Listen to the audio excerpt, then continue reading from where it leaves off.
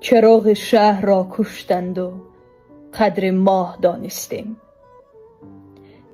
چو راه آب را بستند راه چاه دانستیم. چنان بر گردش ایام بی پروا نظر کردیم که فیض صبحگاهان را دمی بیگاه دانستیم. شبی تاریک می خندد درون دیدگان ما که اندر روز روشن سایه را همراه دانستیم. دریغ کانهای و گنجهای اجنبی برده به کاه کوه را دادیم و وزن کاه دانستیم.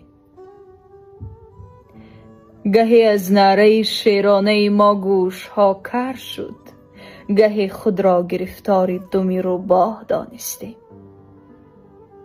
زمانی شاد بودن زندگی را بخت خود خواندیم، غم و رنج اگر دیدیم از الله دانستیم.